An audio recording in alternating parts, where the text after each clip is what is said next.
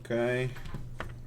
We're gonna be playing Rengar on this one, regardless of what happens. As for champion bans, I think I am not afraid of Canes in this low elo. I'm actually a little bit more afraid of Shakos because they often quite fed. Like here, I would be banning Shaco, Master Yi, and Warwick. As for the players, this is what we're working with. So as you can see, my my top laner is on a 5-game loss streak. The jungler, this guy's a jungle, but has been playing ADC recently, so I'm assuming he's the ADC. He is. Well, this is my account. Apparently my support is doing good, and so is my mid laner. Alright, so I don't have actually that horrible of a lobby. I just have a horrible top laner. Alright, so probably for that reason I'm gonna be trying to stay away from top lane. And it's an Irelia, so if something bad happens over there, that's basically Irelia taking over the game.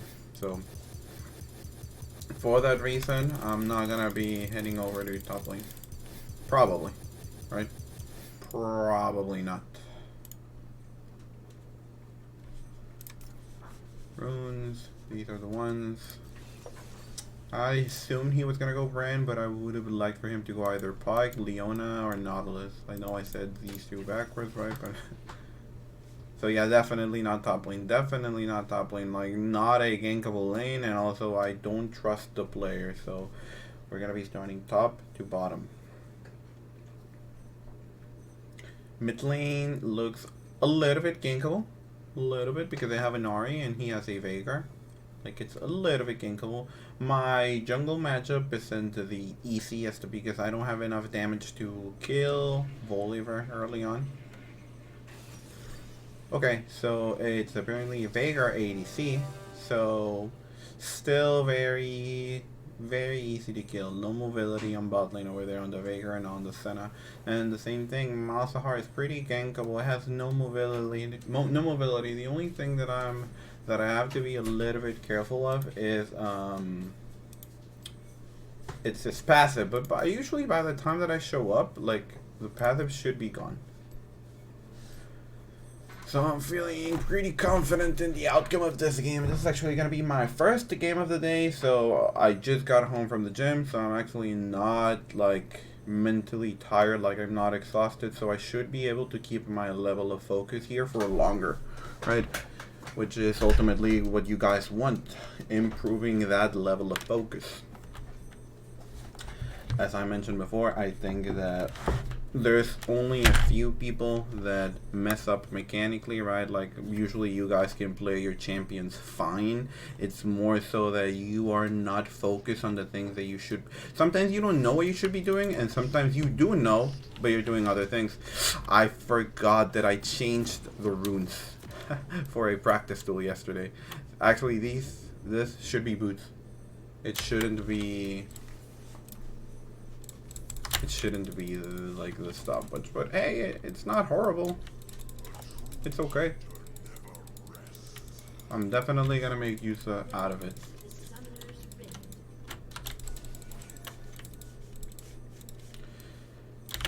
Enemy jungler over there.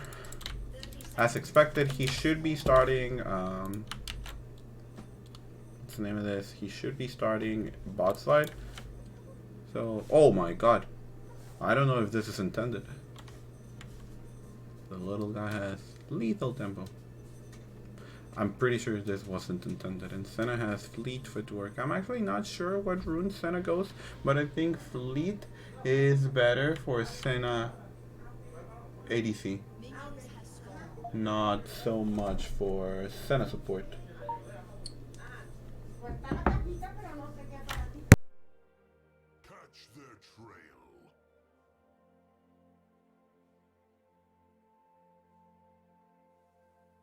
So apparently I'm gonna be starting the game without a leash. That's okay. Like, you can do it without a leash.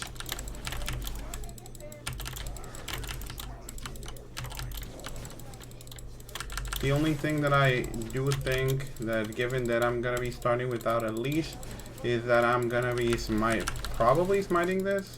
Perhaps not, because of the attack speed boost that I get from the empowered Q. The thing that I do gotta use is the potion. I honestly felt like I could have done that camp a little bit better.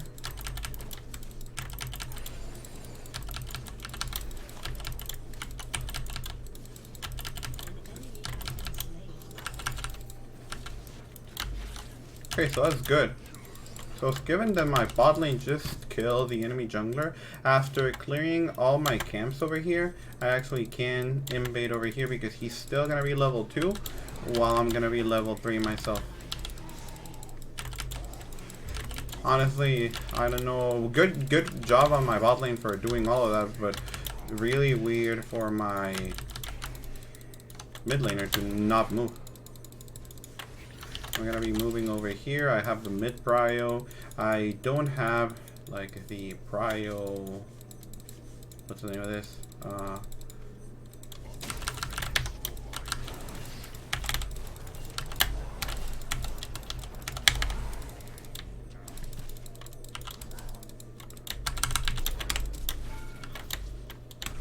Even if I end up dying for this, it's still okay because I'm delaying him. Even if I end up dying, that's okay because I cleared my side of the jungle and I'm gonna be heading for this, and people were already rotating for me. And I get another kill, so that's good. Probably if I played that a little bit better, instead of going with the empowered Q, with the empowered E, it would have been better. I knew I don't one-shot Bolivar, but given my level advantage, I wanted to give it a try. He wasn't level 3. He got level 3 after the kill. Honestly, I shouldn't be over here. I should be over here because that's the scuttle that he's going to be going for. After picking this up, we're going to be going for an invade because we're stronger. And we know for a fact that he didn't do this camp.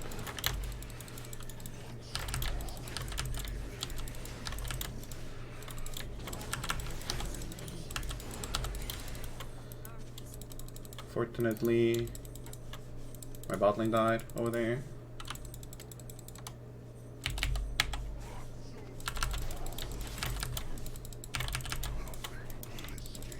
I'll be stealing a few camps. Gotta take a look at my support over here because he's fighting. Couldn't get the kill, but I don't think... No, I don't think I can get the kill. So I'm just gonna push over here. It's really bad that I showed myself because I in theory give the Voliver my position, and that's really bad.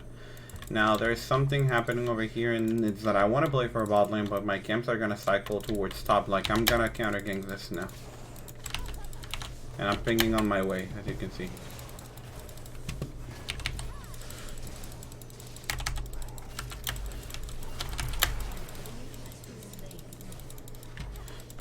Okay, now because of the kill, I'm going to be heading over to the dragon.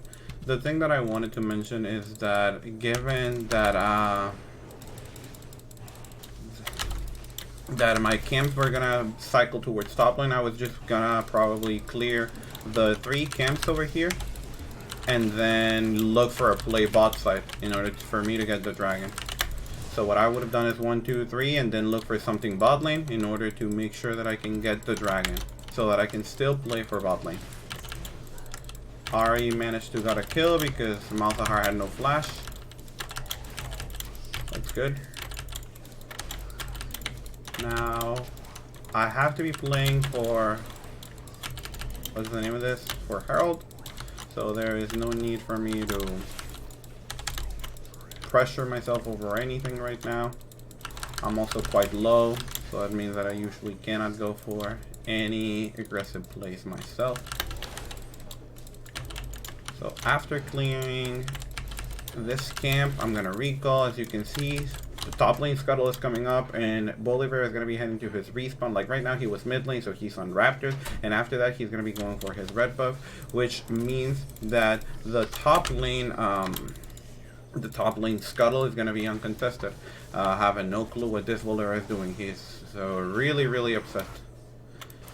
Ari will die, so that means that the wave is gonna push, so I can pick it up, which will get me closer to the level 6. Given that I don't have prio bot lane and my mid laner is dead, I cannot walk for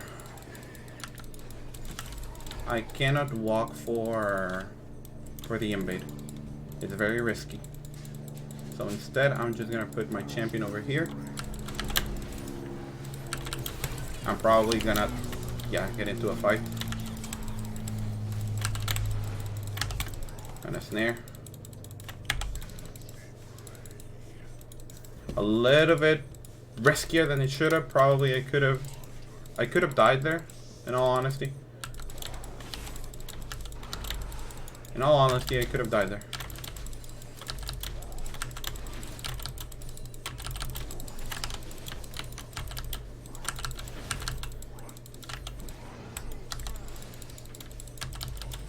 Here, just continue to clear. It's still before minute 8, so I can continue to farm.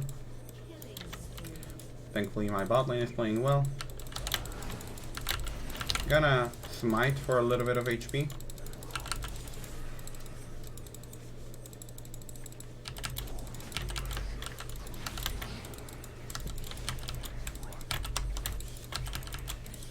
And now, given that I want to be playing for the Herald, it's important that I make a player on top side, so I'm ulting for this.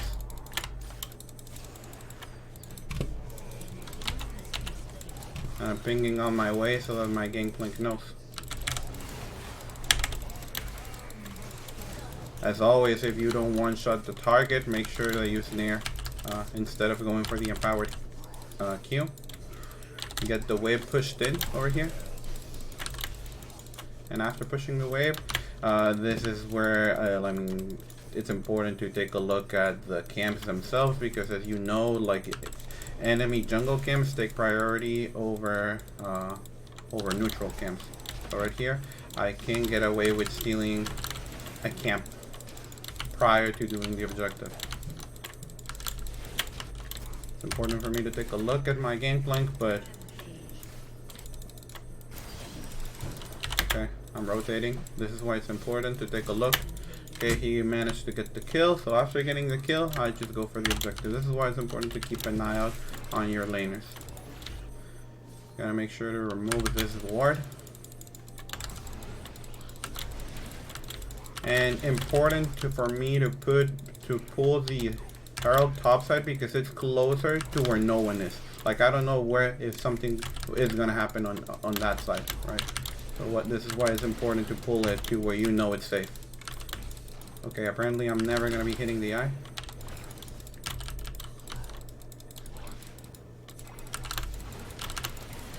Pick this up and recall, because we're on a timer. Like, even if Ari dies, I gotta know what I gotta do. And right there, I have to recall for a dragon. So that's the reason for my recall.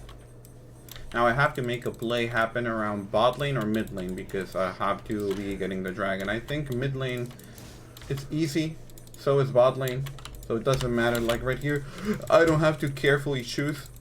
And given that the objective is coming up pretty soon, I have to make the play soon. Like we can like, I think I can go for this because I have a pink ward set up over here. Perfect.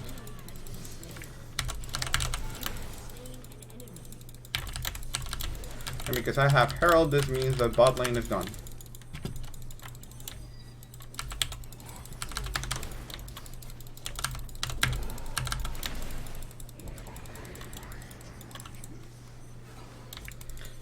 Take a look at the Ari to make sure that she's fine.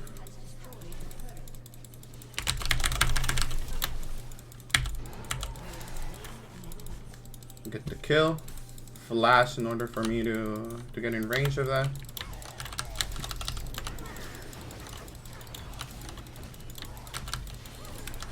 And as you can see, everything is clockwork right now. We are playing for the objectives, everything's good and dandy. So right now, what is the next objective? Making sure that I get mid and top lane. Before recalling and spending all the money that I acquired, I'm gonna clear my blue side. So I can reset the camps and get a little bit more money and EXP. Everything is clockwork so far. And this is why this game style doesn't matter the elo that you play in. Like, you can always apply this game style as long as it's below diamond, because once you hit diamond, the game changes a little bit.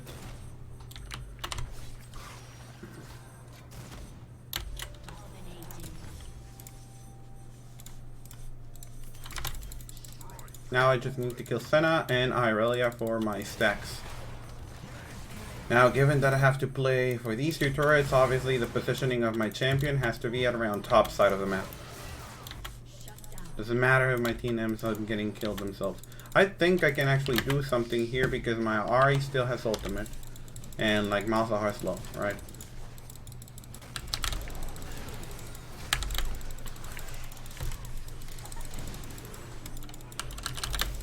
Oh my god. I ended up getting stunned by that. So after killing, I didn't kill the Senna, which is sad. Like, Volibear is up. My Gangplank recalled, right? And because he recalled, I could be exposing myself to the Volibear if he was walking topside, but he's not. And given that he's not, I'm gonna make sure that I use my sweeper and see if there are scamps nearby to punish.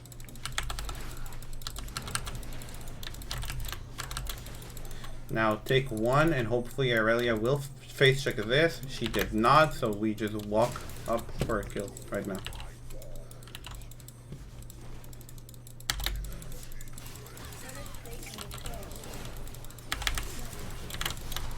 Just like that, we managed to pick up a kill.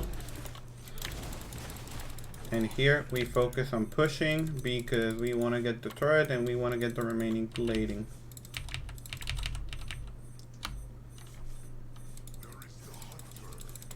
Hopefully we can manage to get the plating before the turret is like before 14.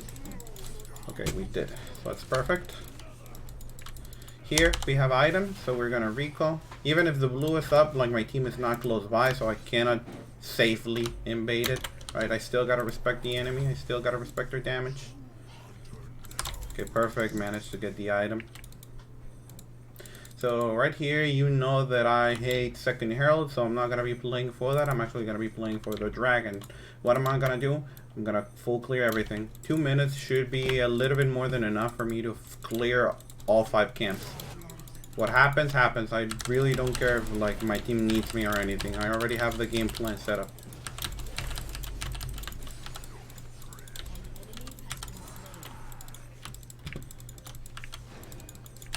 This will give me a lot of money and a lot of EXP. Like, the only reason I would ever react would be bot side, because that's where the objective is closer.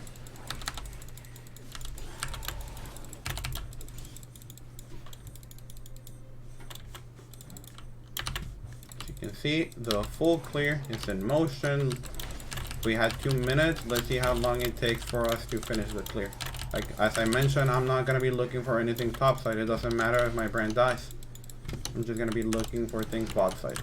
As you can see, the full clear took me approximately 1 minute, which gives me a full minute to look for a play bot side, which is where the objective is closer to. Here, I'm going to be expecting the rotation from the Senna, so I'm going to press ultimately preemptively, because also the Senna is the one that I need to kill in order to complete my bone tooth. Hiding myself in case people rotate. Veigar is overextended, and I'm pretty confident that I can kill that guy because I'm 2 levels ahead and I'm massively ahead items wise.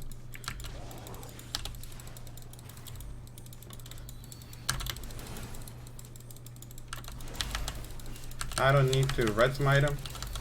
Shouldn't be necessary.